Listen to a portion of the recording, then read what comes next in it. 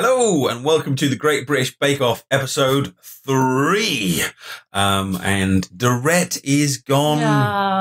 2 weeks too late, quite frankly. I was on her side up until this week. Up until this week, I thought she'd been a bit unfortunate, but when she announced today that she hadn't actually bothered practicing... She hadn't practiced her signature Bake Off. She lost my sympathy somewhat. She hadn't practiced her signature Bake Off. I mean, if you just say that, turn to someone near you, and just say... She hadn't practiced her signature bake-off. And, it's very hard to say that without then going afterwards, because... Even at the end, Mary Berry was a bit like... Yeah. Obviously, she seems like a very, very nice person. And I'm sure she's a lovely person. She's, not criminal or anything like that. I'm sure she's a lovely person.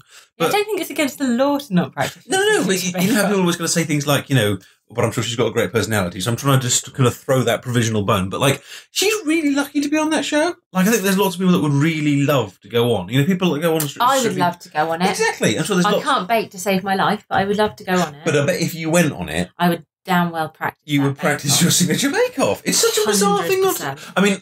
We don't know the history or the circumstances. I hope there hasn't been any family disaster or something like that. Oh no, what if there was a family disaster? Oh, now I feel really bad.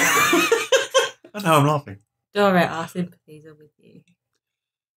But she hadn't practiced her signature bake-off. No, she hadn't practiced her signature bake-off. She deserved to go, it's true. And she made an unmade bed. And Mary made a good point that when you make an unmade bed that's just quite untidy and you present it, it looks quite untidy. On the other hand, perhaps that's actually a stroke of genius, because you can present any kind of crap and be like, oh yeah, unmade bed. Yeah. So it's a Picasso? This week I did my signature of a garbage can. Yeah, it's everything's spilling out everywhere. Yeah, no, it's good.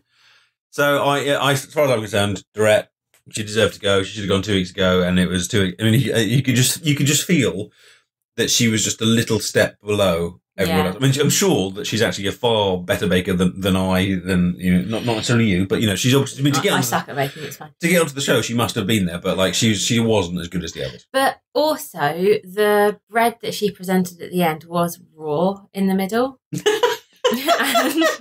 Now, could that be because she hadn't practiced her signature bake-off? I think it was because she hadn't practiced her signature bake-off. But usually, some of the kind of criticisms come with things like, you didn't put steam in the oven to crisp up the baguette, which is kind of like a skill, isn't it? You have to know that you need to steam up your oven. I think you put a little bit too much of that very specific flavour in. Yeah, exactly. Whereas hers was like, yeah, you've served me raw dough. But if we just recap her last few weeks, she served the judges raw, uncooked bread. Yeah.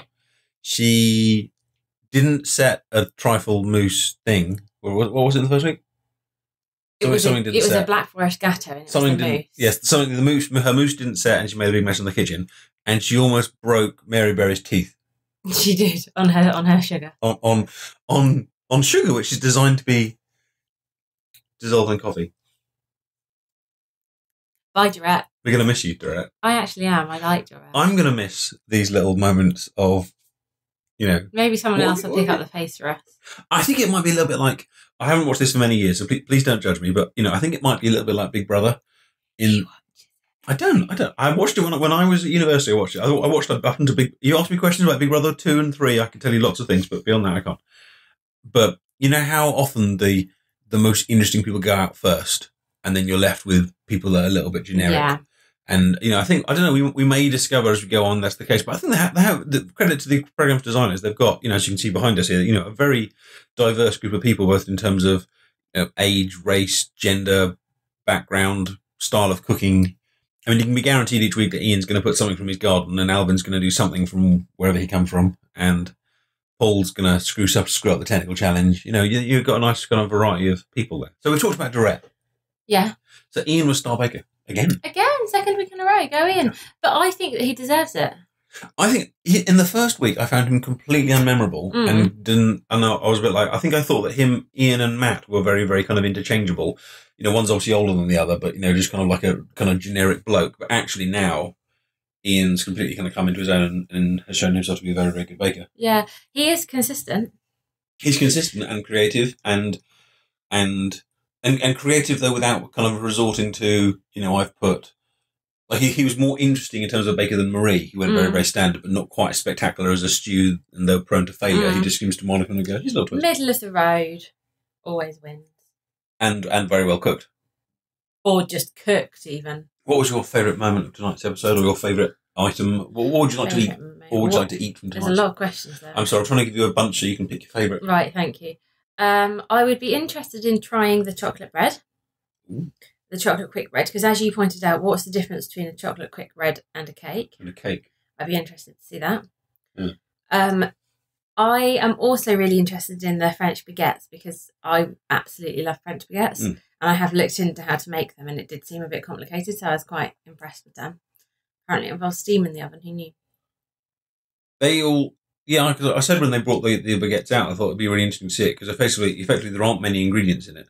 And yet, they come out with quite a wide variety. They come out very different, so it shows that technique is a huge thing. Yeah, the technique, the balance of the water, the whether you put some things in the oven, how long you bake them for. They always make you can end up with very, very different results.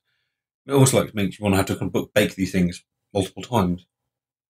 Practice, like you would with your signature bake, for example. If you were going on the Great British Bake Off. It's meant to bake off. Yeah, and it's your signature bake, which means something that you're really good at. Yeah. And how about you? I really want to try Alvin's bread from the first challenge, which is the one with the I think it's brush couture ham. Oh, and yeah. And, it was just kind of spinning. It was almost like a pizza bread, wasn't it? Yeah. It just looked lovely, and you could see it was one that Mary said that she just wanted more. Yeah. And it looked good. It clearly tasted good. It was fantastic. It was very, very cool as well, but a very entertaining show. Now, on the watch through today, have you figured out how to pronounce her name yet? Ugni. Yeah. Is that her name? I think it's Ugni, isn't it? My favourite moment, though, was when Mel said "brethren." So she said "brethren." She was like, "Right, brethren," during the bread task. You laughed at quite a lot of Sue's jokes today. I did because not quite as many as Mr. Tumble's jokes when we were watching that. I did enjoy Mr. Tumble's joke because that she had come up, that she was told a few weeks in advance that it's going to be a bread challenge, and she was like, right, I need to think of some bread related puns, and she must have gone, well, obviously brethren, my brethren, and she must have planned that for a long, long time, and then she was waiting for a moment, and she went, right, brethren. And, she nailed it. She did her job well. She must have walked off a little smart. Yes, I call them brethren. And it made me laugh. It was funny. Brethren. I'm going to start using it. Fine, I like so you can laugh at a joke. Problem is I can't really use it because unless it's like a bread situation. It's hard to, set up bread situations. We don't have that many bread situations now you come to mention it. So it makes it hard. Maybe during breakfast. I could be like, do you want some bread? My brethren. Do you want some brethren? My brethren. Yeah. Now, do you remember Beards of the Day? Oh, yeah. That's all I could think about. Beards of the Day. We used to live next to a little cafe where that always served breads of the day, but are we dyslexic or something? We always used to read it as Beards of the Day. No, it's because whoever it was that owned the shop was dyslexic. Oh, right. Wrote Beards of the Day. I am actually dyslexic though, so I can't tell. I know. It's awkward. That was a bit awkward. So anyway, is that it? Are we finishing there? I think we should stop there. Everyone else, next week I must admit I'm a bit scared for Nadia. You like Nadia, don't you? Well, she's funny. Yeah. She's funny. I don't think her cooking is necessarily the best. Well, but as we said, she's good at the showstoppers, which she practices. Yeah. She's less great at the technical, but she at least puts the work in for the showstoppers, which means that she does well on those. She does. Could you just lean this way for a minute? Tamal I think he's very good. I think he's a bit of a dark horse. He hasn't won Star Baker yet, but I think he's going to be there a long time. It was Alvin, wasn't it? Alvin came second in the skills today. Yes. Whereas he didn't do so well last week. So could he be on the up? I think Alvin, I wouldn't be surprised to see Alvin as a Star Baker at some point, Tamal as Star Baker at some point. Maybe getting out as a possible, Sandy as Star Baker at some point. But I think the stars would have to align a little bit because she's quite inconsistent. But when she does well, there's been a few things she's baked that I've gone, I really like that. Yeah. I think that Ugni, or however you pronounce it, she could be in trouble at some point.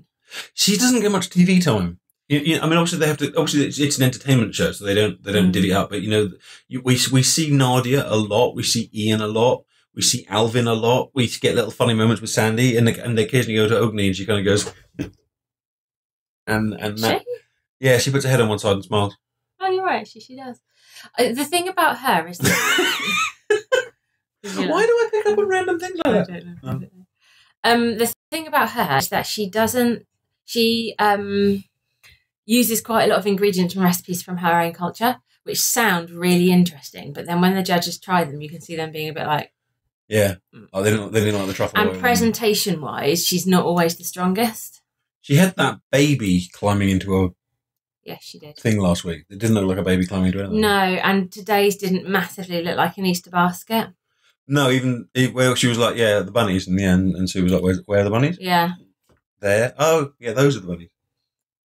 And if you compare that to Paul's lion, although admittedly Paul's lion was apparently the best lion that the other Paul had ever seen. The specially commended lion. Well, if that's not an accolade, I don't know what is. Paul was very chuffed with his special commendation. I'd be chuffed if I got a special commendation. But it doesn't actually exist. It doesn't exist. Well, at the end of it, they're not going to go like, well, you got Star Baker, you got Star Baker, you got Star Baker, and he doesn't get like a certificate with special commendation on it. Basically, it means they kind of thought about giving him Star Baker and thought we can't give him Star Baker, but we'll give him a special But do the Star Bakers actually get a star? Well, why else would they be Star Baker? Do they not get a star? I don't think so. I think it's like they are the star, not like you have a star.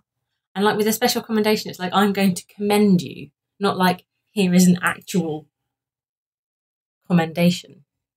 They're verbal things. Well, they should have a star. Should they have a star or should they have a baker? They should have an apron with a star on it.